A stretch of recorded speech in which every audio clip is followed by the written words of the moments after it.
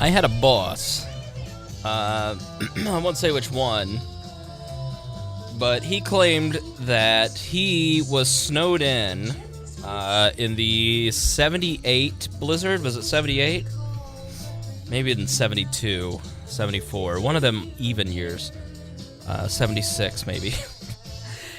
And he claims that he got trapped. He worked at a radio station in Toledo, and Hart was in town and ended up staying the night in a hotel room with the skinny Hart one. I don't know which one that is. And they just did drugs, they did coke, and fucked all weekend. He's pretty much known for embellishing a lot. I used to go out on sales calls with him, and we'd leave, and I just say, "You just lied to those people." Well, yeah, this is sales. That's when I knew I wasn't going to be a good salesperson, because I'm not a good liar. I'm a bad liar. I'm a good embellisher. I don't stretch the truth, but I definitely get called out a lot for exaggeration.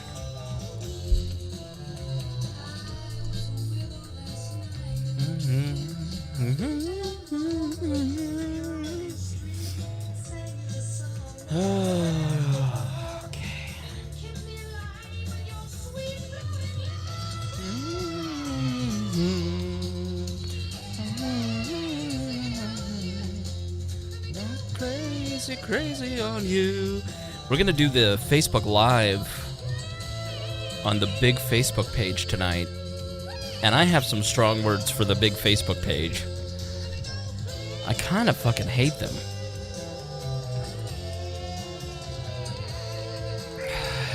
Let's see, what's this guy's number?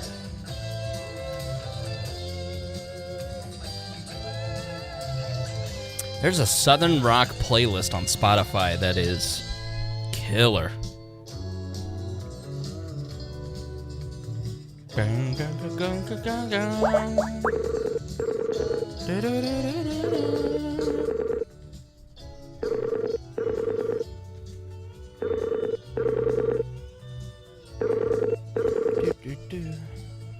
Hello. Travis. Hello, Chris. Hold on, let me get my headphones. Okay. Crazy on you.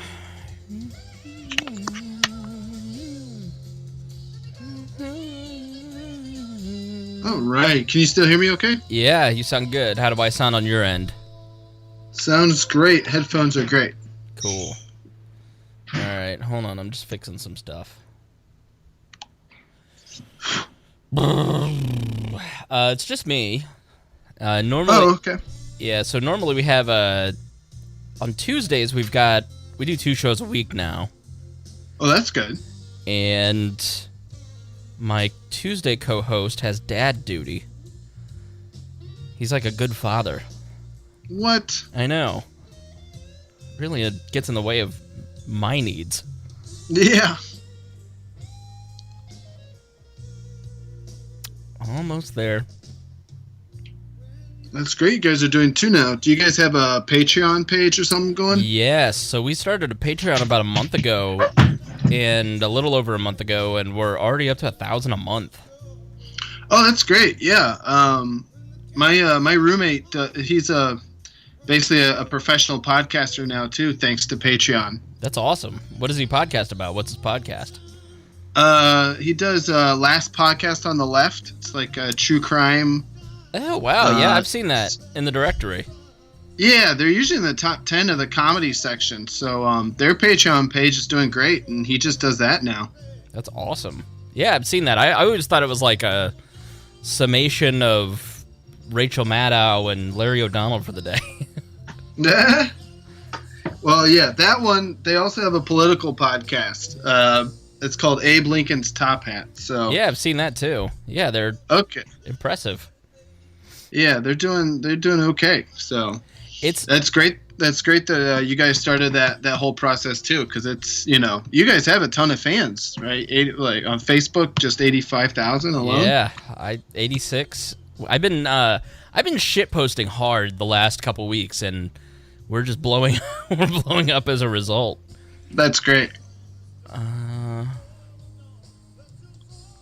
Yeah, so I really enjoyed the documentary. Oh, great! Thanks, man. Yeah, it was really, really good. How long ago did you shoot that? That was 10 years ago. So we shot it on mini DV. So the quality is not what I wish it could be, but that's why it looks kind of like low. It's standard, definition. You knew basically. Exactly why I was asking. Yeah, just funny. Because it looked like it was on older like Sony cams, like on mini DV. Yeah, it was. We used a Panasonic camera, which was, at that time for mini DV technology, like the hot camera. Oh yeah, 2007. So it's crazy how it's all changed in just 10 years. Cool. Okay, let me log in so I can, if I want to play clips, I can.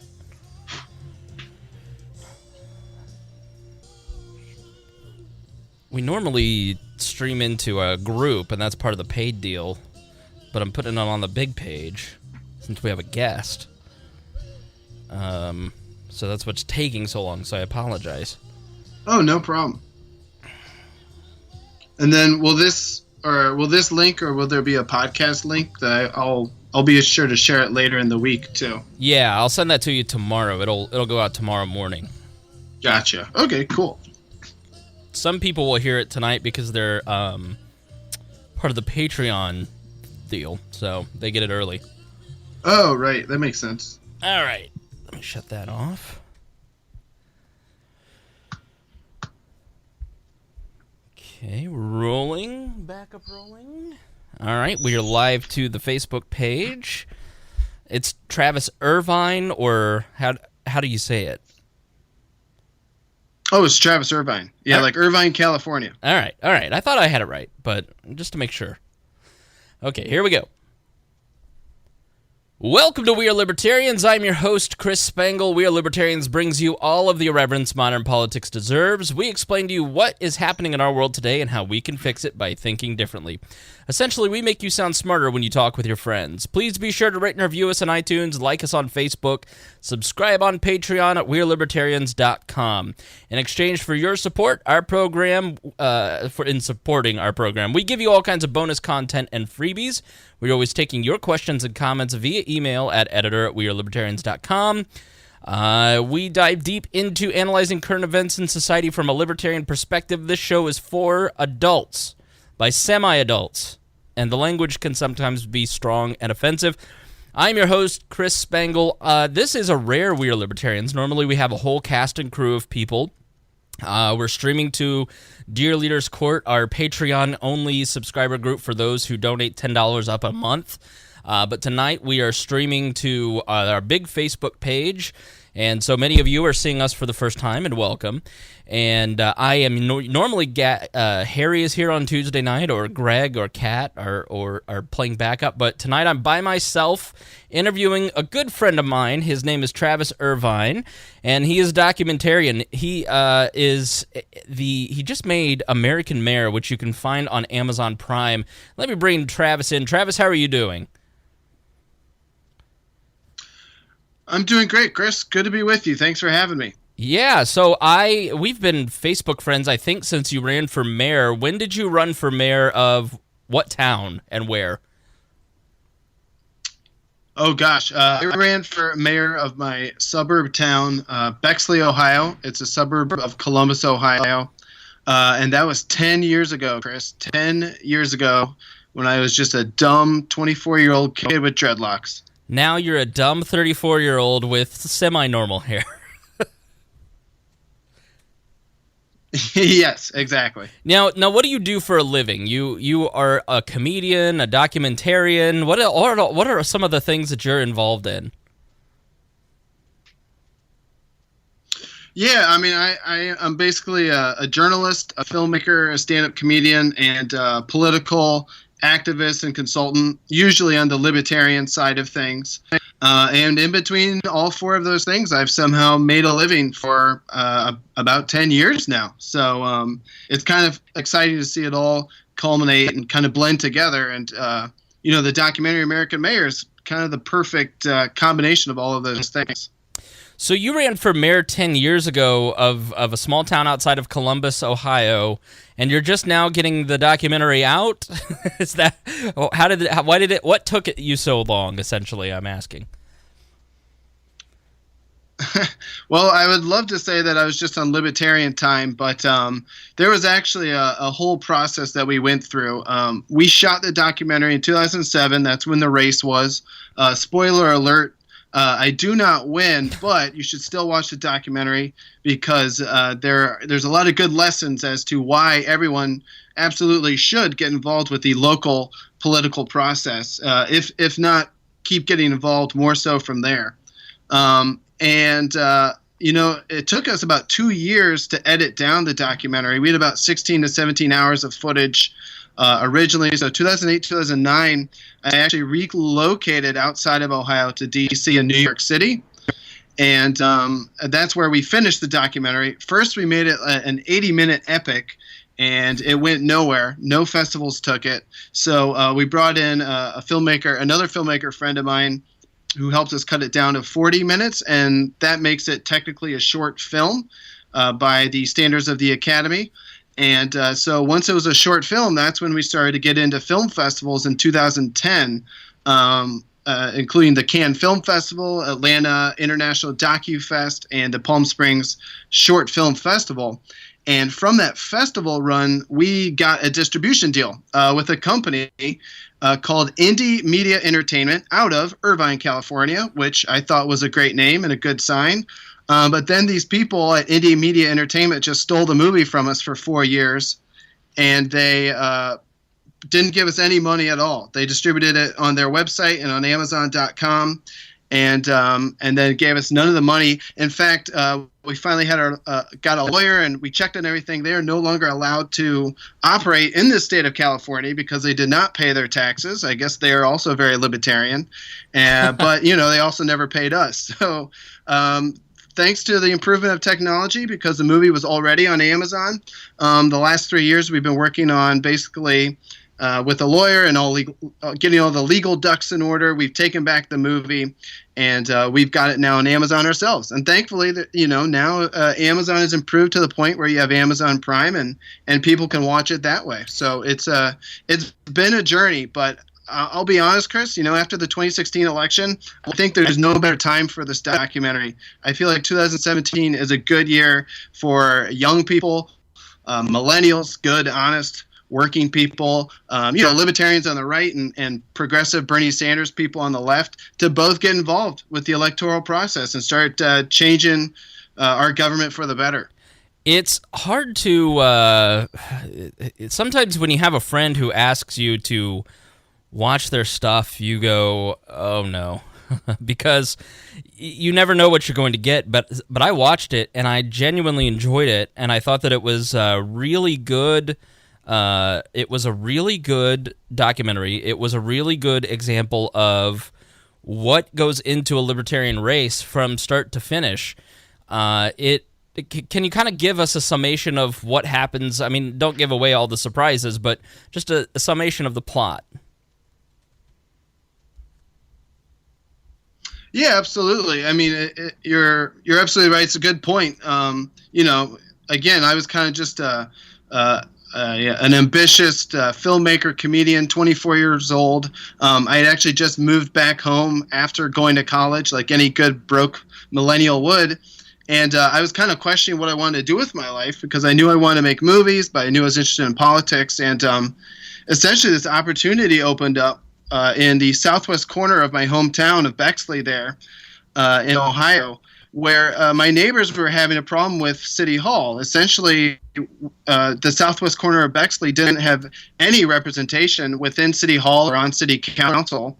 And my neighbors had essentially an issue with the local university, where the local university was buying up properties, buying up homes, and then essentially colluding with people in City Hall to get zoning approvals where they could knock down the homes and build up dorms in the neighborhood. So slowly, starting about 2003, 2005, the neighborhood I grew up in started to get demolished house by house, and they were building up parking lots and dorms.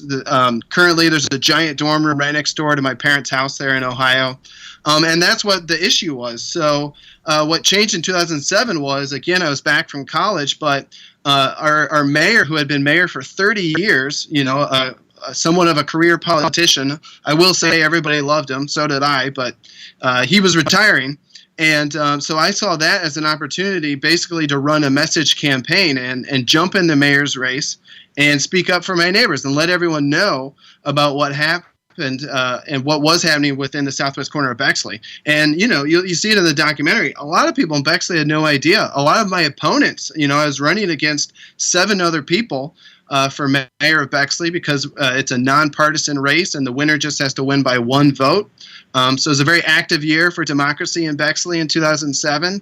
But, essentially by speaking up on this issue, I don't want to, again, spoil anything, but it helped it get resolved just by speaking up for something that I cared about and for speaking up for people who I wanted to represent. And I will say, since then, the southwest corner of Bexley has a lot more representation thanks to just this, a campaign run by a 24-year-old kid with dreadlocks. Yeah, that's one of the benefits. So oftentimes what I've found, and you've traveled around Libertarian Party circles, what I found is oftentimes you may not win, but there are intangibles to running for office as a Libertarian that aren't often seen. So what are some of the outcomes of your race? Besides, I think we won't say what place you came in, but did you see any of your ideas co-opted by your competitors?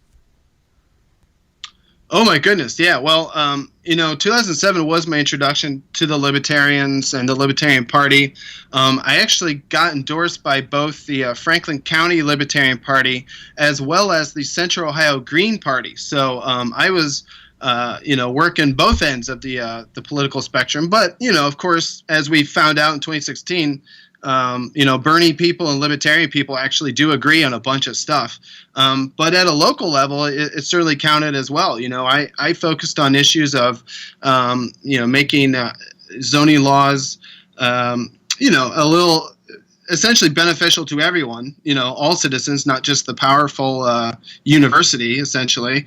And I also focused on greening policies of the state the city operations, which actually would save money in the long run, and things like that. So I was focusing on some uniquely libertarian and green ideas, kind of environmentally money-saving ideas, and some of them actually did get implicated. I remember the big issue in 2007 was that we needed a new police station. The old one was just too old and it was leaking. It wasn't adequate for the police anymore.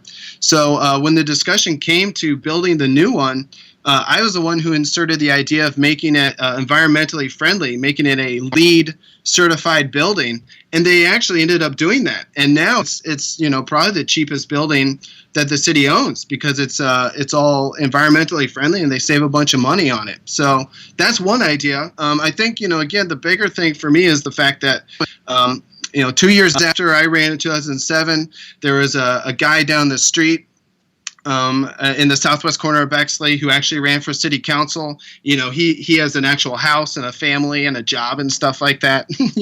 Important things for city council members to have. And he actually won. So we've got, I think, 2 or 3 now representatives on city council since I ran in 2007. And even my mom and a few other neighbors were put on city commissions, zoning commissions, in fact. So the impact had a lasting impact even 10 years later, which is pretty cool. Yeah, I apologize to our Facebook Live audience. We had some audio issues, so there's some technical difficulties. So I appreciate your long answer there because it gave me a chance to try and find a fix. So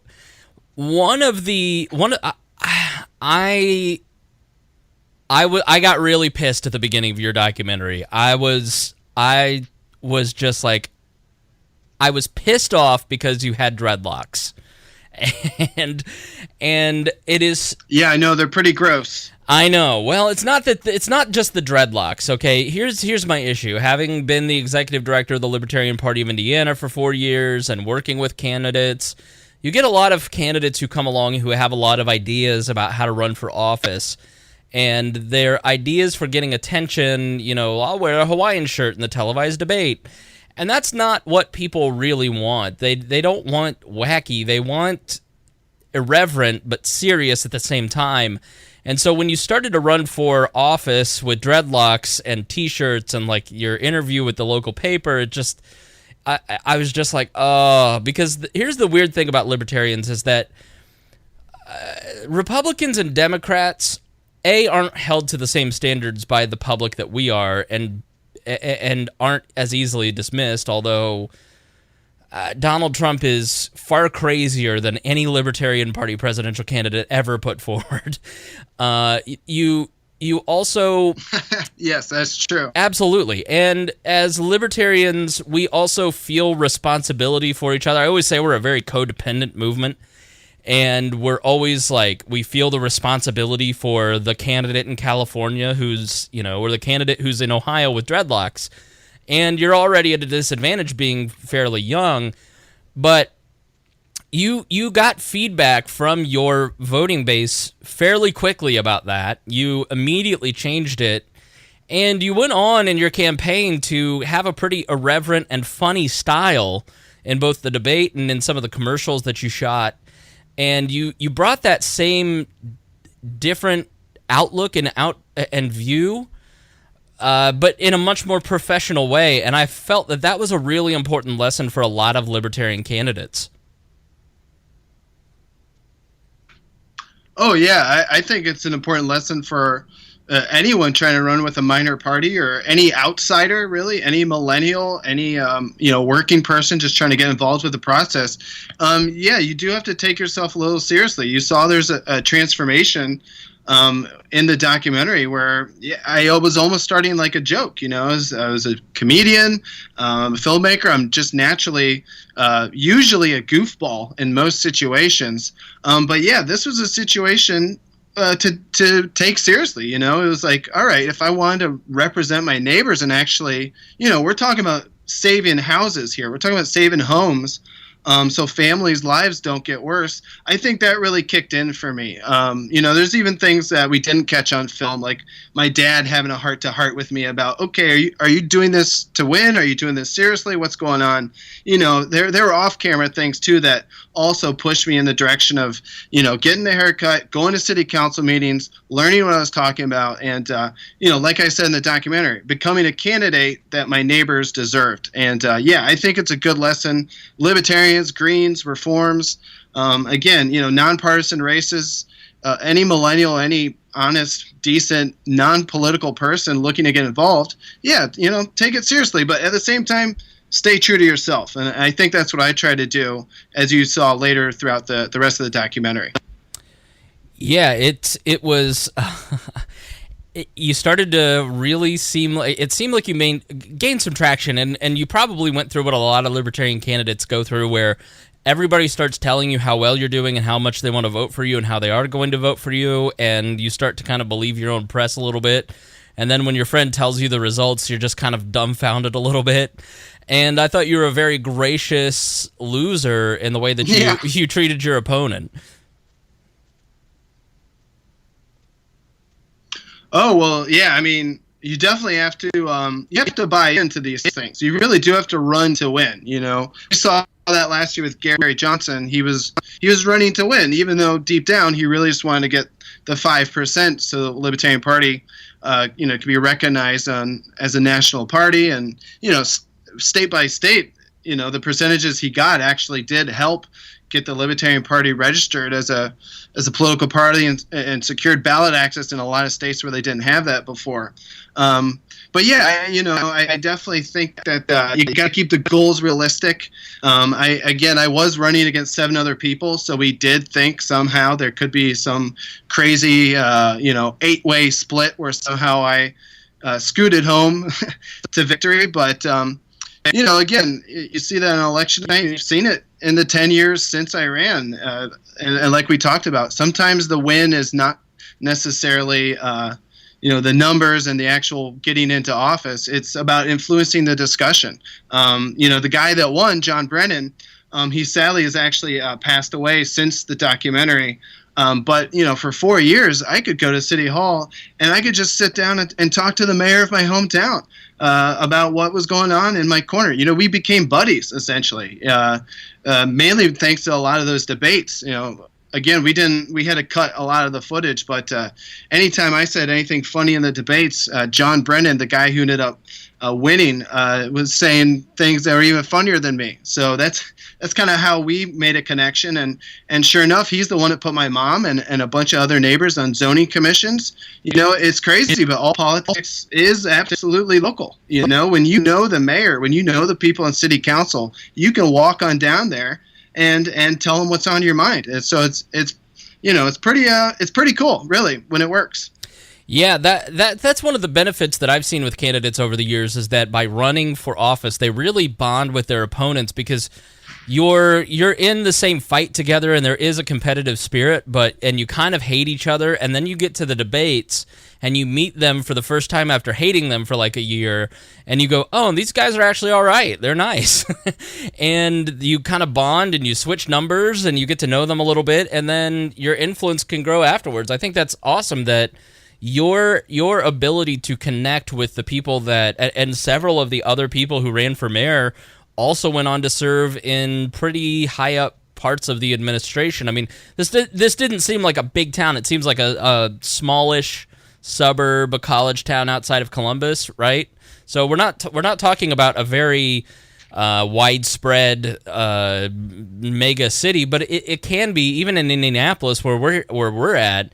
You can get to know everybody pretty well. And when I was head of the Libertarian Party, I knew the mayor of Indianapolis, and I could get to him reasonably quickly and have a conversation with him. So it is, when you're engaged in political activity, you do get to know the people who do wield power, even if you yourself don't win and end up wielding power. So that's a huge benefit. And I think your documentary, American Mayor, which you can find on Amazon Prime, really displays that very well, Travis. Oh, thank you. No, you're absolutely right. I've seen that with Libertarian candidates, with Green Party candidates. When you're involved at all, you definitely have a bond with your opponents. It's like you said, even if you, for years, have hated their guts. You talk about what I've done since the mayor run, but I've stayed involved with the Libertarian Party. I ran as a congressional candidate in 2010, and I think that's what put me more so on the radar of the Libertarian Party National. And we made a lot of fun videos that went viral with Libertarian in Libertarian circles on the internet and everything. But 2010, by the end of that race, I think at the beginning my Republican opponent was attacking me, saying I was a Democrat. I was a secret Democrat because I had interned for Chuck Schumer one time, a long time ago, on Capitol Hill, and things like that. But by the end of that race, I mean, we were like buds. We would talk, and I would joke with him. And it doesn't matter if I disagree with them on a number of issues. It's still pretty cool that my own congressman knows my name, knows my face, and I can talk to him about things that I felt millennials really cared about at a national level. So you're absolutely right. On the small town level, there's obviously people in my hometown all still know me. I know the current mayor. We had a great screening of the documentary at my hometown theater there in Bexley, Ohio, the historic Drexel Theater. And the mayor was there. A former state senator was there. A current city councilman was there. A Green Party guy who's run for office every year was there. So, it is very cool. You're absolutely right. Just by putting yourself out there, you are putting yourself in a class with other politicians that you can kind of be the truth teller. You can kind of be the fun one if you want. But you still have an impact, and your voice is still heard. We're talking with Travis Irvine. He is the documentarian, the Libertarian filmmaker behind American Mirror on Amazon Prime TV. So I do have a regret on your behalf. You know, you went on and you wanted to do something differently, but I thought that one of the council members, the city council members, saying you should run for council. Or run for mayor again, but run for council, and I think you'd win, but you chose to run for Congress. And this is what I tell when I meet with candidates privately. I say, hey, you plan to run for 2 or 3 cycles, or start big and then go down one step to city council, or, you know, run for city council and then mayor. You know, plan to run multiple cycles, because you have to do that because of ballot laws, because of just the virtue of being a third-party candidate. You chose to run for Congress as opposed to running for city council, where you probably might have had a better shot at winning. Why did you make that choice? No, it's a very good point. You know, we have a lot of libertarians kind of jumping at a higher level than they should. I think that choice was made because I was only kind of temporarily in my hometown after graduating and with no real direction to go. So I actually moved to D.C. After the mayor's race. That was actually for that internship with Chuck Schumer. Ended up leaving that within a few months and got a job with Matthew Lesko, the fun infomercial question mark suit guy. And then after that, I moved to New York. So I wasn't really destined to be back in my hometown until 2010, when the Congress race was. And that essentially came from the fact that in 2008, the Libertarians ran a lovely man named Steve Linneberry. We all love Steve, but he was in the televised debate, and I watched the televised debate, and he was so bad that I essentially just wrote the Libertarians immediately, just like, hey, you know, if you guys need candidates who can just talk on TV, know how to do that kind of stuff. I've run a race already, and so I feel I could be of help with that. So that was more of a making sure that the Libertarians had a full slate in 2010. And I will say, the Libertarian Party of Ohio, at the time in 2010, we really had our shit together. We had a full statewide slate of candidates. We had congressional candidates in most of the districts. And so I think that's more so what they were looking for that year. So, but you're absolutely right. I do look back and think, okay, what if I had prepared myself to just stay in my hometown for those 2 years? And I ran in 2009. Who knows? 8 years later, what would have been different? Would I be mayor? Would I be a state rep? I don't know. But, it's at this point, I can't really say. If anything else, I will say that, here we are at a point where the Libertarian Party of Ohio, as prime as they were in 2010 and 2012, they've been completely taken down. I don't know if you want to get into that at all, by the Republicans in Ohio, by some ridiculous ballot access legislation that the Republicans passed in 2013 and got upheld in 2014. So, unfortunately, the Libertarian Party of Ohio, we were so good for so long, and then the Republicans just cut us down by changing the rules. They moved the goalpost in the middle of the ball game, essentially. And, Gary Johnson didn't even run in Ohio as a Libertarian in 2016. He had to run as an independent. So, it is an interesting thing. I kind of have to pick my battles.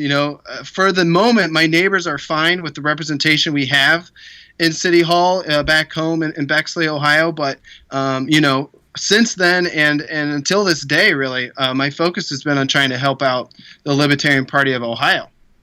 Yeah, let's talk about that, because I was in the adjoining state here in Indiana and Ohio touch, for those of you who are geographically challenged.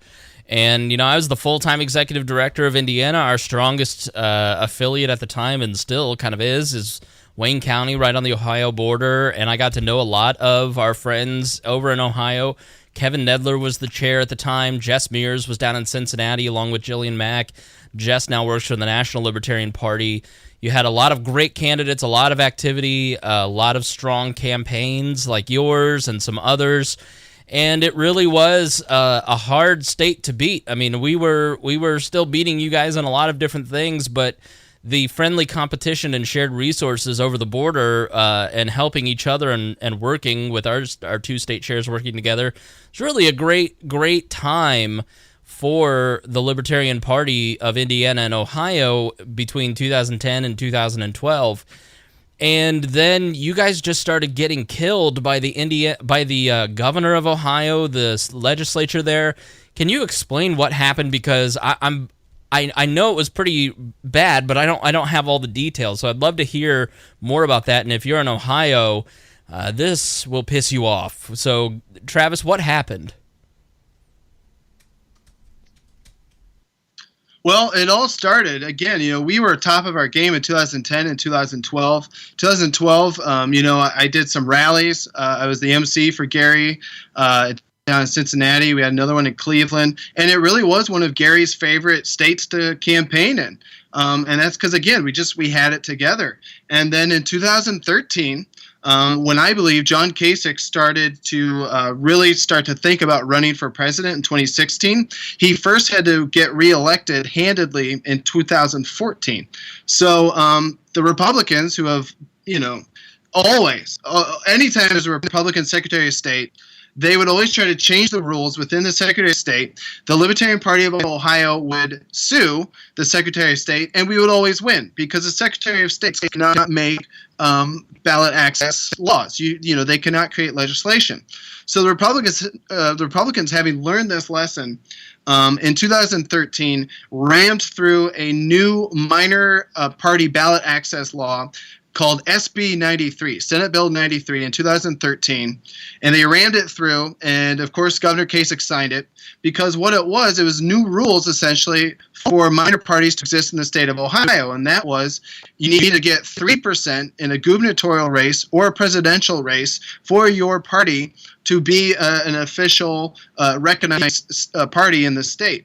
If you did not meet those criteria, then you'd have to get a percentage of the total vote from the previous election. So, for example, some 5 million or something voted in Ohio in 2016. So we've got to get 1% of those signatures, which is about 53,000 valid signatures to become a registered political party again. So if any other minor party, not just the Libertarians, wants to become a registered political party, they need to first turn in these signatures, 50,000 or more, to become a party, and then they must get 3% in the gubernatorial or the presidential election. So those rules, the new legislation was passed in 2013 in Ohio by the Ohio legislature, dominated by the Republican Party, and that legislation was found unconstitutional because it was in the midst of the 2014 gubernatorial campaign already. So the courts actually said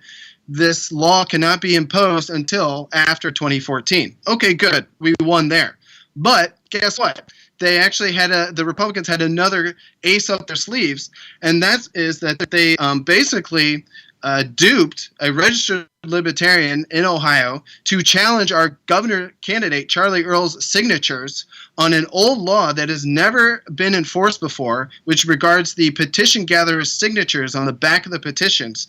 That's how they challenged them in a court of law with the Secretary of State, and with that, they basically won. The court case was drawn out past the 2014 election, meaning we couldn't even win to get on the ballot in time. But it was a moot point at that point, whether we won or not, because they were able to essentially kick Charlie Earle off the ballot, off a complete technical that had never been enforced before. They did so by literally finding some registered Libertarian and paying. There's actually bills. There's actually a paper trail to be found that a Republican operative named Terry Casey actually paid for all of these legal bills so there's nobody registered Libertarian could challenge Charlie Earle's signatures. And that's how they got us kicked off of the 2014 ballot. And so guess what? It's pretty hard to get 3% of the gubernatorial vote when you're not on the ballot. So as of after 2014, the Libertarian Party of Ohio is no more. It is merely a committee, and that's how we got Gary Johnson on the ballot as an independent, and that is how we are gathering our signatures now for the governor's race in 2018, in which a vital 3% is necessary to make the Libertarian Party of Ohio a recognized political party again. Wow, that is... That is a whole lot of horseshit. That is really stunning, and it's heartbreaking, man. They don't want competition. It's amazing, and it's always Republicans, because whatever left libertarians want to say, the Libertarian Party and most libertarians, like if you look at the back end of the analytics of our Facebook page, it really is a lot of people who were Republicans, who are done with the Republican Party, their values don't align with the current Republican Party, especially not Donald Trump, especially not in terms of the foreign policy. And so they are fairly center-right. And so the Republicans obviously feel a lot more threatened, but those people aren't going to vote for Republicans anymore anyways. They may vote for one or two that they know and they like, but they're not, by and large, going to vote for Republicans anymore. And it's really just such a dirty trick to kick libertarians off their ballot, because it's Republicans being anti-free speech, anti-competition, because you and I, as American citizens, have the First Amendment right to stand up and run for office, to stand up and petition our government to change it. It's our right to put our name on the ballot and speak freely against the government and allow other citizens to vote for us. And Republicans don't care about the First Amendment, and I think we see that in a lot of what the president and vice president are doing with the NFL stuff right now. The president today wants to start taking legal action against the NFL, and because of the free speech of players, which is just shocking to me. And then you also have the anti-competition element. I mean, you go back to Medicare Part D, where the Republicans crafted this free market Medicare fix, and it gave you three choices for your prescription drugs. And that's not, George Bush coming out and saying, well, this is free market at work. Well, no, the government chose three people, and then you get to choose who the government chose. That's not free market. So it's just really disheartening, and I am so hopeful that the Supreme Court does take on gerrymandering and does rule gerrymandering to be unconstitutional, even though it was gerrymandering is Elbridge Gerry for Massachusetts or Connecticut, who was one of the signers of the Declaration and the Constitution. As soon as the Constitution ink dried, he started gerrymandering, and that's where the term comes from. So it is as old as the Republic, but it is just another tool in the tool belt of politicians, where they write their own antitrust laws in many of these ballot access rules. And I want to sit here and kick and scream that it's not fair, but it's not just not fair, it's unjust and it's un-American, Travis. Oh, I absolutely agree, Chris. I mean, good Lord. It reminds me of a classic line that many of us would use in 2010, that the Republicans go around and campaign like libertarians, and then they get in power and they legislate like Democrats. I mean, it's a misnomer that these guys are conservative or pro-liberty or pro-freedom or pro-independence in any right. They're about power. They get in there, and you see in Ohio, we have ridiculous laws, that make it harder for small businesses to operate. I mean, they literally, the laundry list of things that you get fined for and that are illegal now in Ohio were all passed by 20 years of Republican leadership. In 2014, I'll just say the big reason, again, is because our candidate was Charlie Earl. Charlie Earl was a former state representative who was definitely a libertarian-leaning Republican in the 80s, and he served with John Kasich. He served with Mike DeWine and all these guys who would go on to become senators and governors. And they were afraid of Charlie. They were afraid of Charlie calling them out on their bull. And that's why they didn't want him on the ballot. That's why they didn't even want to force John Kasich having to go face Charlie in a debate or anything like that. So that's really why they took him out. They were afraid of our candidate. So, we'll see what they've got in store for us in 2018. We are gathering the signatures. I am certainly, I'm going to put forth my name as a gubernatorial candidate.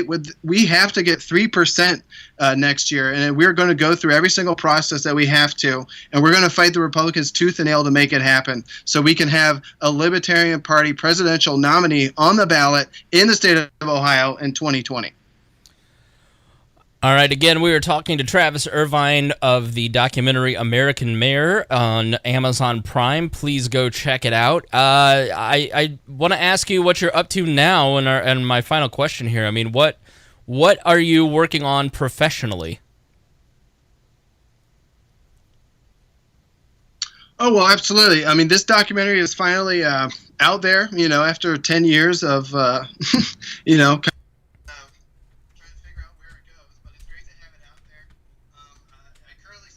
time between Ohio and New York. I've got a lot of work in New York still. You can still see a lot of my work on Vice and Vice Land, the TV channel. And I'm currently working on another documentary with that features Jeff Ross from Comedy Central. So we're very excited about that one. That kind of delves into the Medicaid world, the gambling world, and things like that, and how those institutions treat the elderly. So that's one thing we're working on. And we're also working on bringing a feature film. I made a feature-length film when I was in college at Ohio University about killer raccoons, and it was picked up by the cult distributor Troma Entertainment. So we are currently in development for a sequel to that, which I would love to shoot in Ohio. In fact, this is another great issue to talk about with the state of Ohio is tax incentives for films to be shot there. Ohio is currently losing out on millions of dollars on film productions to Michigan and Pennsylvania and even Kentucky. Which essentially because we don't have good tax incentives for films in Ohio. So that's what I'm working on now, and I'm certainly interested in working with the Libertarian Party of Ohio on this crucial gubernatorial race. Again, I am I'm interested in becoming the candidate for governor of Ohio next year. I am going to go through the processes to do that. So that's a project to potentially look out for next year.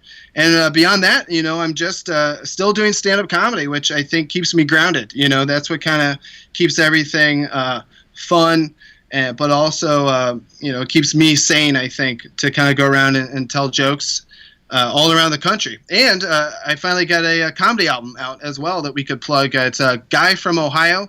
It's from On Tour Records, which is actually a label out of Kentucky. They got a lot of great Midwest comics. So I'm really excited that my debut comedy album, Guy from Ohio, is available on iTunes and Spotify from them. And now we got this the documentary American Mayor on Amazon as well. So it's nice to finally have some work out there, and I'm just going to keep going from here. What was Matthew Lesko like, the question mark government tax break guy? You said you weren't with him. What's he like in real life? Yeah, and you can see it in one of my campaign commercials in 2010. He pops up in one of those videos. He's a sweetheart, man. He's a self-made millionaire, but the fascinating thing about him is that he's a capitalist for socialism.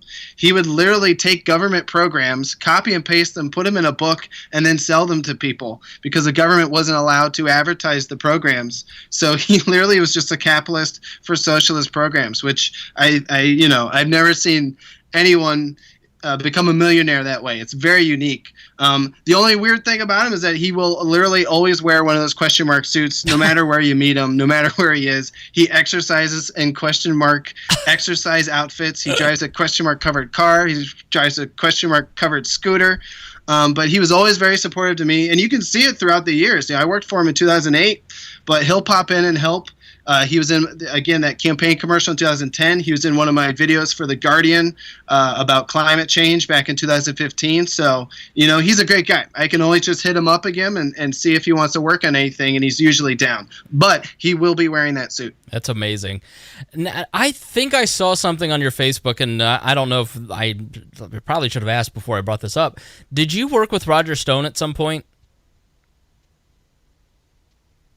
Yeah, I'm actually starting to make this more public now. I've worked with both Roger Stone and I worked with James O'Keefe. I worked with both of them right after I graduated from Columbia Journalism School in 2012. I was the token Libertarian at Columbia Journalism School, and that was not easy. But afterwards, landed jobs essentially with Gary's campaign in 2012, James O'Keefe, and Roger Stone. So I've worked off and on with Roger and James for the last 5 years. Yeah, I just watched James O'Keefe just released a new video about the New York Times and their video editor, and he's basically like blowing smoke to try and impress this girl, which I could tell he was trying to just puff himself up to, to this undercover journalist who probably was under the pretense of them dating. But it was an interesting view, and this guy was like worked for the Clinton and Obama campaign, and now he's the head, video guy for the New York Times. So it's really interesting what James O'Keefe is out there doing. I've met Roger a couple times, and I want to say that I don't want to say that I guess I do in a weird way respect Roger because he's just so unashamedly pure American politics. And so many people just try to pretend to be something that they're not. And Roger Stone just says, this is how the game is played. This is who I am. And you can take me or leave me. I don't really give a fuck what you think. And there's something about that I respect. Obviously, I don't respect a lot of his tactics. He's done some things in his involvement in the Libertarian Party that I know of that just were like, wow, okay. But he is... when you meet him, you really kind of see why he's gotten to where he's gotten, and that attitude of just being unashamedly me is kind of how he's gotten ahead. I mean, what on a personal basis, because I've only said hi to him, I don't have any kind of relationship with him like you do. Is he a misunderstood person? What is he like when you actually sit down and talk with him? Oh, no, I think you've nailed it. He's absolutely that person 100%. I guess I should clarify that professionally I don't work with Roger and James anymore. I stopped working with James last year. And Roger, I was still on his radio show. I would appear, I was the token Libertarian millennial on that. But that wrapped up earlier this year. So professionally, I don't work with them anymore. But yeah, personally, I still like Roger and James. I know they're divisive figures. I know they got a lot of people who hate them. I know I have a lot of Democrat, liberal friends who, kind of hated me for even knowing them and even working with them. But at the end of the day, they are who they are. And, even James, despite the fact that he works with hidden cameras and disguises and everything, he's very uniquely him. I respect what James has done and what he's built, and I definitely respect what Roger's built and even the reputation he has. That's who he is, and he owns that. I'll just point out that the great documentary Get Me Roger Stone on Netflix is a must see for anyone who really wants to understand the American politique. I got cut out of the movie. I am in the special thanks, but all my parts got cut out. Maybe in hindsight, that's okay. So people don't overtly know I'm associated with Roger Stone. But I love that movie because that is Roger. And may I point out that I will tell my Democrat friends, be like, look, you understand Trump? You got to see this movie. You got to see Get Me Roger Stone. And my friends would be like, no, I hate him. I can't. I don't even want to. I'm like, just do it. Trust me. Watch the movie. And then they will, and I'll get a text and be like, okay, I love Roger Stone. I mean, he's just so fun, and he's so, he's unashamedly himself. And my favorite thing about hanging out with Roger is, in addition to the libertine things he likes to partake in, he's just got so many stories and so much knowledge. So, when I started working for Roger and James alike, I saw this as an opportunity to learn. And everything that I've learned from James and Roger, I'm going to take and use it against the Republican Party in Ohio, and I'm going to use it for the benefit of the Libertarian parties going forward. Yeah, I'm a big advocate that we have to play the game, and you can't sit. So many people who are converts to the Libertarian Party come from other parties out of disgust and pretend that there's no political games that ought to be played, that we've got to have fight. And if you want to actually start winning, these people will on the one hand say we need to be different than the Republicans and Democrats, that's what makes the Libertarian Party special, and then in the next breath say I don't know if I am going to stick around because we're not winning. It's just a very odd dichotomy, and you've got to you political science is not in and of itself quote unquote evil. It's what you do with political science. You've got to do the business of politics and messaging and communication and advertising and marketing to really start to get ahead.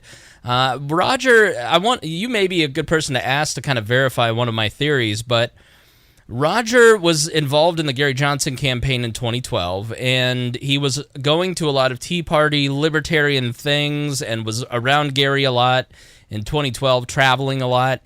And I've thought all along that it was Roger Stone who really kind of identified this undercurrent of American politics of just people who feel like they're being stepped on.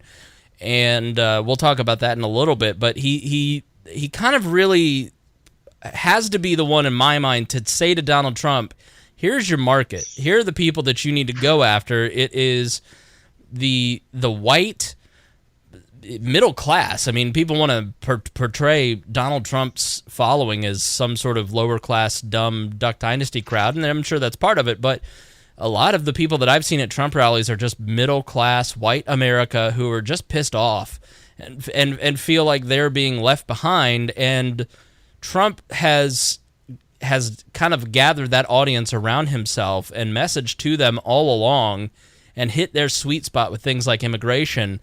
And I think Roger is the one who really identified that market for Donald Trump. I mean, am I close to the mark there? Well, you gotta, again, in the documentary Give Me Roger Stone on Netflix, I mean, you can see that the Donald Trump project is something Roger's been working on since 1988. He's been working on it for 30 years. So, yeah, I absolutely think that, I mean, deep down, I do know that Roger Stone is a libertarian. He is very passionate about the marijuana, the legalization of marijuana issue. He hates the pick of Jeff Sessions as Attorney General for that reason. But 2012 is when I met Roger. That's how I met him, was working on the Gary Johnson campaign. And, I was just a fun goofball millennial who made videos, so he kept me around for other political stuff in 13, 14, 15. We obviously didn't see eye to eye on Trump in 2015 and 16, but yeah, you do got to wonder. I mean, it's like you said, I lost plenty of libertarian friends to the Trump movement in the past year. There are plenty of libertarian people who jumped ship and went over to the Trump side. And yeah, I think it's because of that outsider mentality. I mean, look at Trump. He had no political experience whatsoever, and he barged in, and it was a hostile takeover of the Republican Party all the way to the convention. And then from there, no one thought he was going to beat Hillary Clinton, and then he did. So, it is kind of this aura of doing the impossible. The small man beating the big man. And it is interesting that's an interesting observation, honestly, Chris. I mean, I do wonder what Roger learned from running with Gary. I know for a fact Roger never got paid by the Gary Johnson campaign. He was very bitter about that after. But he still respects Gary. And there was actually a moment at the RNC where I was walking around with Roger, and he had his documentary crew in tow. And we literally bumped into Gary Johnson and his entourage and his documentary crew in tow. And it was a nice moment where they just kind of got to talk and catch up, just like, guys who had, basically gone through the gamut together 4 years ago. And you saw they respected each other. I really do think Roger wants Trump to be more like Gary Johnson. He wants Trump to be more libertarian. But, at the end of the day, Roger only has so much influence, and Trump is going to do what Trump is going to do. So yeah, take that for what it is. But it is an interesting observation. I think you're right, and I do think Roger will continue to work for libertarian causes, despite his obvious loyalty to Trump. Yeah, I kind of wondered it's sort of weird that he didn't help with Gary Johnson, but obviously he had loyalty to Trump. But it seems like only Ron Nielsen got paid out of that campaign. But all right, so final pitch for yourself. This is shameless self-promotion time. Where can people find you? How can they reach you?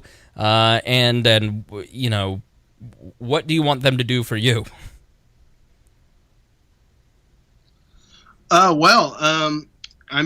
Check me out, folks. I don't know how many libertarian comedian filmmakers there are out there, but I'm doing what I can to represent. Obviously, Chris, I forgot to mention you and I did the Liberty tour a year ago. I know. They're in Indianapolis, or was it in Bloomington? It was at one of the schools. Mm-hmm. It was. I think it was this 1 year ago today, actually. Yeah, no, and that actually was great because that linked me up with a whole bunch of great libertarians all around the country. That Liberty Tour, which was financed by Our America Initiative, the Gary Johnson nonprofit, which is actually run by Ron Nielsen. So, I actually do have a soft spot for all those guys. They took care of me, and that was a great tour. I mean, again, we went from Maine to Alaska and everywhere in between, and I just got to meet so many cool, motivated libertarians who are doing something neat with the movement, whether it was you guys doing a podcast or somebody running for office, or whether it's Congress or mayor or governor. We met all these folks just everywhere, and this movement is alive and well, and so I realize that I'm just a part of it, my contribution is comedy, movies, and of course political activism, and if that means running for office again, I am happy to do it. But otherwise, yeah, you can check out my comedy, Guy from Ohio, on iTunes, Amazon, and Spotify. And again, if you're thinking about running for office yourself, absolutely watch American Mayor, my documentary on Amazon and Amazon Prime. I think it can teach you some good lessons, and join the movement. We're alive and well, and we're going to keep on going. All right, Travis Irvine, thank you so much for joining me. I appreciate it. Thank you, Chris. Thanks for having me. Yeah, absolutely, man. I enjoyed having you on, and I appreciate the time. So we had a problem with the Facebook Live, but I'm going to take the audio and mesh it all together. Essentially, I think my thing stopped working, my little doohickey that connects the board to the iPad, but there'll be a video with better quality audio, and then the actual podcast will be out tomorrow. Perfect. Can't wait. All right, man. Thanks so much for joining me. Yeah, dude. Thanks so much. This was a lot of fun. Thanks, dude.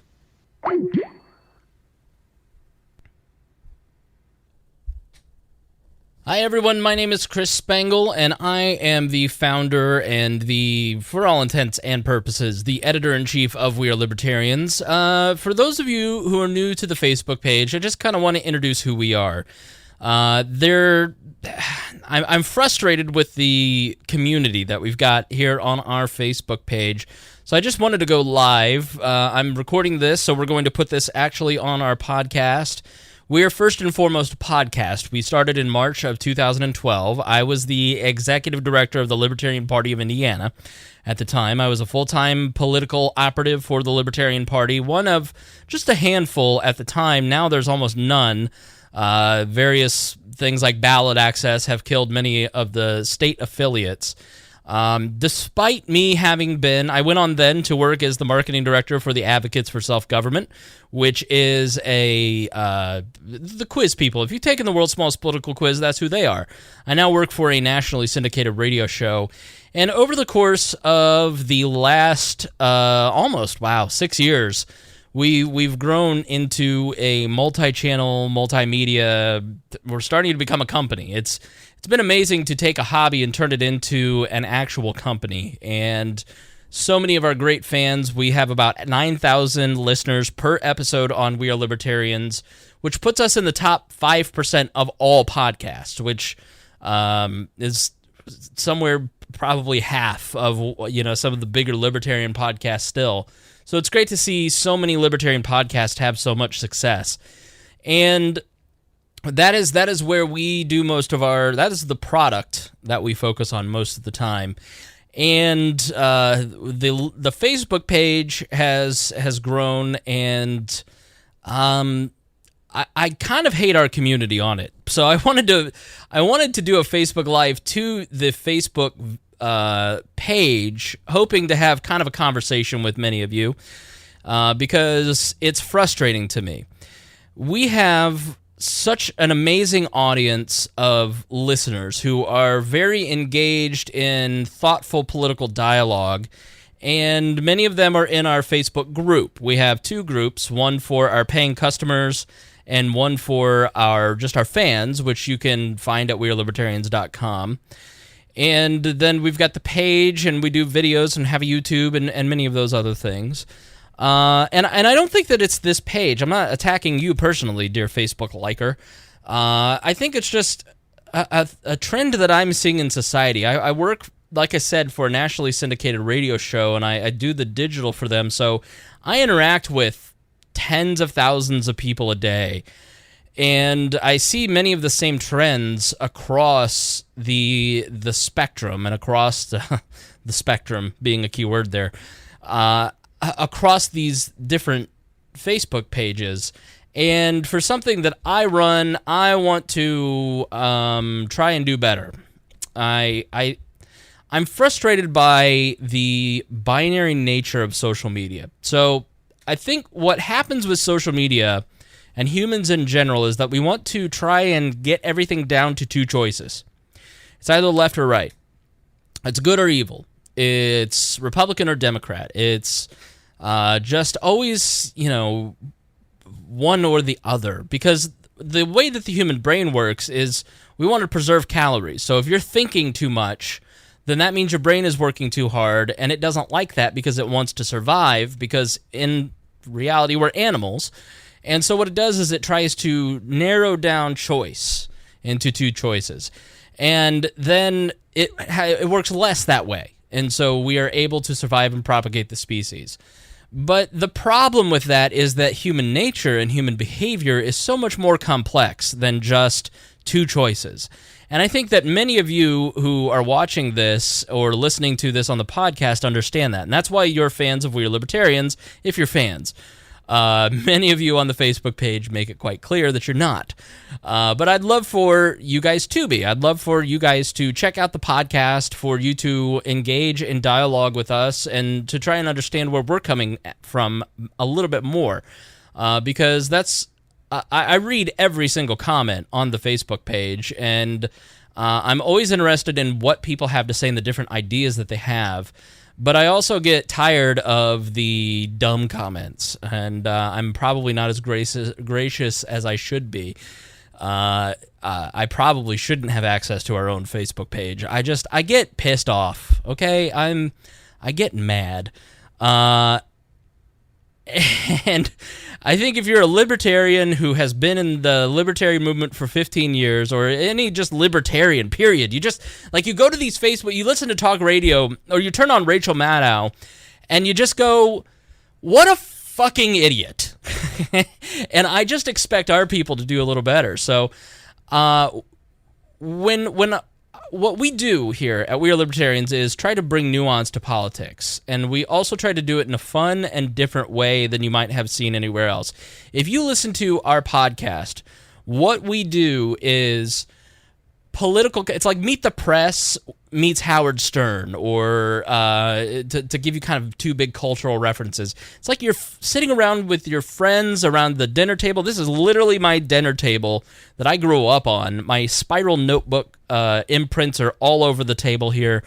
And we've got, anywhere from 3 to 6 people sitting around the table on any given episode, having a conversation about a single topic, and trying to bring a lot of nuance into that discussion, and trying to give as many facts as we can grab onto them. We're not the type of talk radio that tells you that we know everything, because we certainly don't. We're regular guys and gals who are just trying to figure out the world as best as we can, given the information that has been given to us, and trying to give as accurate of a view of what is happening in the world today as we can find, and not worrying about trying to fit it into our tribe. Because the problem with modern politics today, especially on social media, is that it's all tribe-based. It's literally pick up your weapons, get behind the barricade for one of the two sides. That's not who We Are Libertarians is. That's not what we believe. We believe that there are different... There's facts that support what Republicans think are right, and there's facts that Democrats, and then there's facts that neither of them are right. There's different ideas out there that we're always trying to work through. And so what we really want out of a Facebook community is people respecting other people's opinions. You can disrespect ours, that's fine, whatever. But when you come to our page, please try to be respectful of the other commenters on that thread, because what we're trying to do is have a discussion and trying to argue politics in the classical sense of the word, taking your set of facts and your worldview, discussing it with another person, and trying to come to some sort of agreement based on these sets of facts and information, and learning new things from different people to come to a more accurate view of what is happening in the world. And what I see a lot of on social media is binary thinking. It is posting something, I'll post something through the day that will be picked up, it'll be a subtle message that seems like it's a right-leaning thing. And it may be, because there are some things, like Donald Trump, Neil Gorsuch was a win for libertarians. He was right there. His desire to want to bomb North Korea is absolutely foolish. And if you listen to our North Korean podcast that we did last week or the week before, you understand why. We give our full presentations. What Facebook does not allow you to do is to give you a full accounting in a broad sense of nuance of the entire narrative and the facts that fit into context. And so what ends up happening is just kind of a shit show. And as a result, you get a lot of shit posting. Now, we are pretty well known within the Liberty movement for being irreverent, for being shit posters, which is basically somebody who just posts something inflammatory to get a response. And sometimes I do that. And I do that because I want to foster conversation. And the reason that I do that is because it works. I need to get your attention. I want to get your attention because I think that We Are Libertarians has something to say that no other libertarian or political outlet has to say. We are different than anything else that you have ever heard. And I need to get your attention so you can pay attention to what we're doing, because I think we have a valuable message and product for you to consume. And if you were to look at the analytics, you would see that shit posting does way better at getting your attention. And that's sad. It sucks that it is that way, but it is that way. That's what people respond to. They respond to the inflammatory. That's why there is a big Donald, I wanted to say Big Cheeto Man, but like that's rude. Like he is the president of the United States. But he just shit posted his way to the White House. So it does work. It's what gets attention in this modern media age. And as much as I hate that personally, I do have to use that to our advantage sometimes to get your attention as a liker of our Facebook page. And but what I always try to do on any given day is give you a lot of good information that if you click the link or if you read the post or if you watch the video, you're going to see something that may spark some sort of thought or something that will give you information that will make you sound smarter when you talk to your friends. I'm not trying to just shitpost for shitpost's sake, okay? I think that it is important for us to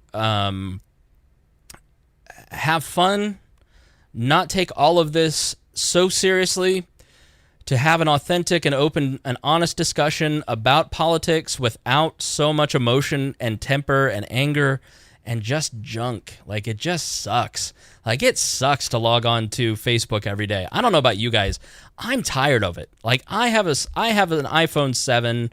I love it, but it's ruining my brain.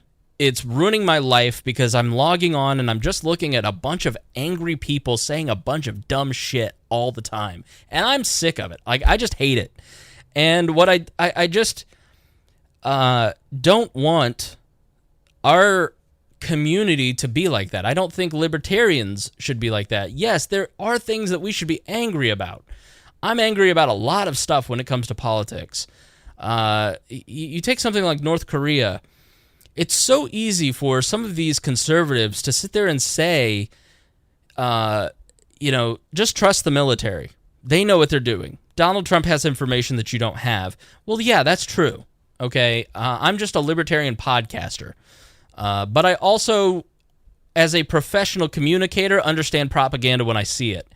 And I understand that many of our baby boomer conservative friends are just full of propaganda and nonsense. And I want to correct that. And then it just becomes an exhausting argument on Facebook, and you just go, is that worth it? So I don't want people to come to our Facebook page and walk away going, was that worth it? Like, are these people that I want to interact with? So I also want to just say that we're not affiliated with the Libertarian Party. We're not affiliated with the Republican Party, and we're definitely not affiliated with the Democratic Party. We're not anarchists. We are constitutional Republicans. We believe in the Constitution, the Declaration of Independence. We revere the founding of this country. We believe that the political rhetoric by the right employing the Constitution is also often way overblown and hokey.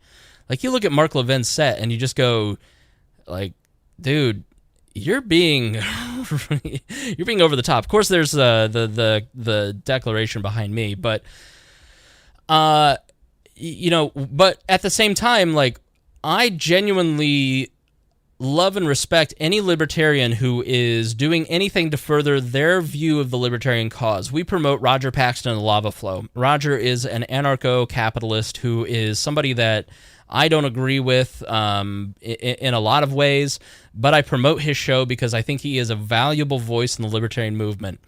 I believe that there are a lot of people who are in the Republican Party, the Libertarian Party, outside of politics, who don't believe that politics is even worth our time, who are just in think tank areas, who are deserving of our respect. And libertarians too often are so quick to jump into that same tribalism and start bashing, argue over minarchism and anarcho-capitalism and anarcho-communism and just be a dick about things. And listen, I'm guilty of that too. I recognize that I am a hypocrite of it.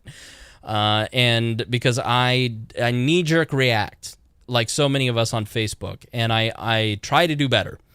And I think that all of us should try to do better and try to be more respectful, because there are people out there who are doing work for libertarianism that is really good work. Nick Sarwark is doing good work for the libertarian movement. Tom Woods is doing exceptional work for the libertarian movement. There's no reason for the two of them or their followers to be at odds. Like, the enemy are people who are trying to grow government and build a state that is slowly taking away our natural rights and our freedoms. That's our enemy. Progressives are our enemy. They are not American. And there are progressives in both the right and the left. People who believe that the government is the answer to our problems.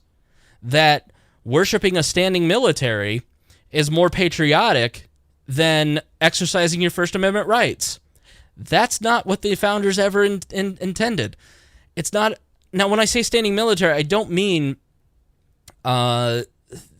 dishonoring soldiers or the sacrifices of people that fought in wars, because too often libertarians are so anti-police, anti-military, and that's not something that we believe in. There are people who have served our country and have done so to genuinely defend our freedom, even when the policies were so incorrect and wrong and awful. And if we were to go to war with North Korea, I would be so incredibly opposed to a war with North Korea. But I would respect any person that signed up to go and fight in those wars, because they're braver than I am. And you can call me a state-sucking parasite or whatever, but that's just what I believe. I'm sorry. And you're kind of who I'm talking about. Like, I have a different view, and you can listen to my view and hear my view and understand how I came to that view, or you can just dismiss me and walk away and unlike the page, and that's fine. You do that, because honestly, I don't want to take the effort to argue with you. I'd rather take my time talking to people on our Facebook page and in our Facebook group, and talk about where I'm wrong or where I can do better. Like, I started the podcast because in 2012, because having worked in radio 10 years before for a long period of time now, working again in radio, I can tell you that doing a show is the best way to prepare your mind and to kind of understand the arguments that are out of that. Because when I sit down behind the microphone on Tuesdays and Thursday nights, I have to have something to say. And I don't want to just spout out whatever Mark Levin said that day, or Glenn Beck, or whatever one of these guys say, or Rachel Maddow from the left, or even what Tom Woods or Jason Stapleton are saying. I want to see something different and have a different perspective. And to do that, I've got to really prepare and have a lot of information. But I can't read everything that's out there in the world, and that's the beauty of crowdsourcing information. And that's really one of the great benefits of We Are Libertarians, is that we have built a community where we can all kind of crowdsource information and have a conversation about where we can do things differently and better.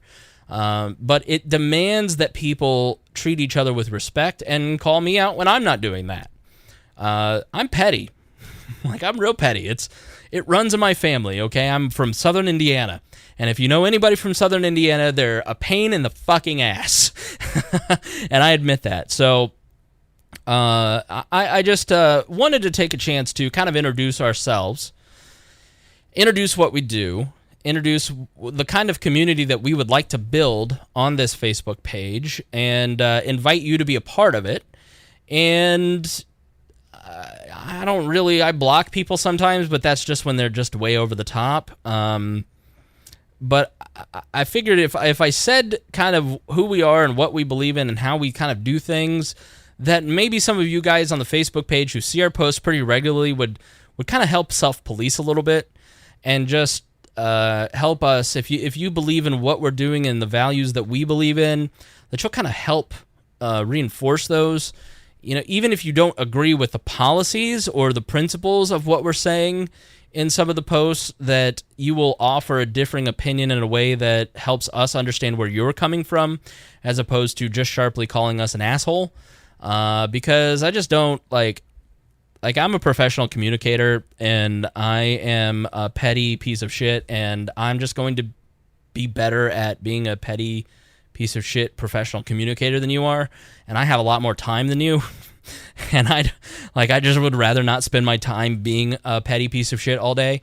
I'm doing this to inform people and to try and grow the libertarian movement and introduce people to libertarian ideas. And I think that that's really hard when you don't respect the other person you're talking to. And that's all I'm really kind of asking for, is call us on our shit as page admins and as political commentators, but do it in a way that helps us understand where you're coming from. And I treat people the way that I'm treated, and I will treat you with respect if you treat us with respect, and if not, I will make a meme out of you, and I will put, like, Greg and I, my co-host Greg, Harry and Kat are also co-hosts, we're just sick and demented people. Like, Greg, like, James, who's on our cast, is a moderator of 4chan poll and Be Random. And that means he's one of the most powerful people on the shit tier of the internet. Like, and we joke with each other, and we've sort of lost touch with what is reality. So sometimes we post stuff, and then I go, was that appropriate? Or was that too offensive? Like, and then we all kind of look at each other and go, I don't know. So it's we've kind of lost sight of what's appropriate and what's not. And we may not be appropriate, or we may be offensive, and we're just going to be us, and then we're going to do that. And if you like it, that's cool. If you don't like it, fine. I am not here to speak for all libertarianism. I'm not here to represent the Libertarian Party. I'm not here to represent Republicans. I'm not here to represent anybody but my own opinions. I refuse to be a spokesperson for an entire group of people, because I don't believe that libertarians should do that. I think you can explain the ideology from your point of view, but I don't think that libertarians can necessarily speak for every libertarian. I just don't think that's possible. I think it's unhealthy when they do that. And I think it's unhealthy for you, as somebody who is a consumer of libertarian media, to force that role on people. because it causes problems for those human beings, and it's just kind of, I don't know, cult of personalities in the libertarian movement is kind of gross. Promote people's work and respect people that you like and that you learn from, but like just be careful not to get into worship, because that's certainly nothing we want to be involved in, and we certainly, it's like I love Ron Paul, but like the cult of personality around Ron Paul, just to me, I go, like he's a guy. He has his opinions. It doesn't mean that everything that comes out of Ron Paul's mouth is right. You can disagree with Ron Paul, but the second you disagree with Ron Paul, you've got 8 million sycophants on social media going after you, and it kind of sucks. So I don't know what then change your name to what you represent, you brickhead means, from Perala. I'm on Facebook Live, so I'm just going to take a look at some of your comments to see if there's anything worth reading, if maybe this is getting through to some of you, or if I'm doing a good job of explaining myself. Obviously, Perla. I'm not good at names, by the way. Yes, that is Hillary Clinton behind me. Donald Trump is on the wall over there. I got it last Halloween, and I put them up on the wall. This is the board section, and then eventually I'm going to put the TV over here. This is our studio, which is basically in my apartment. This is a window behind me, and then a curtain, a wall here, and then there's a curtain rod that goes over here and a bookshelf with a bunch of stuff over there, and then that's my kitchen back there. And then back over on this wall, we've got a lot of my political buttons. I collect political buttons, and this is an autograph from David Letterman that I got in the early days of the internet, and Letterman is one of my absolute heroes. And yes, I know he's a leftist piece of garbage, but I respect what he did. Hillary Clinton is up there for no other reason than satire. I absolutely cannot stand the woman, but I thought it was just funny to put her face up there. Doesn't look like, yes, I have an iPhone. There's not much on the Facebook comments. So anyways, I hope you found this helpful, and I hope that this helps explain who we are a little bit and what we believe and how we like to do things. We like good-natured shit posting, good-natured ribbing. We don't like sharp, negative, mean comments. We're very sensitive. And by we, I mean me. And I am the head honcho of this hacienda. Okay, so, and I don't think anybody else does. So, if you found this to be helpful, please share it, comment on it, like it, because what that does is that tells the Facebook algorithm that you want to see more of this, and your friends should see it, and other people who like our page should see it. I will also say that if you like what we do, up at the top of the page, go to the page, click following, and then you can choose see first, and you can see all the stuff that we post, and get in on the discussion. You can join the Facebook group at wearelibertarians.com. Add us on Patreon. We have $1,000 a month that we're bringing in on Patreon because of the great audience that we have built over the last 6 years. And what I'm going to do is continue to build tools for the libertarian movement. So working on a few projects, and we're going to keep making new libertarians. That's what this is about. It's about making new libertarians, and secondly, about informing the current libertarians. So if you like what we're doing, please share our stuff, comment on our stuff, share our stuff, like it, and engage with us. That would be ever so helpful, and we will love you forever. And thank you so much for liking the page. I know I started out a little hard on you. I said hard on. We started out a little hard on you, but I hope that we've come to a good understanding. And I feel like I've talked too long. I've said too much. But that's why I'm a libertarian podcaster.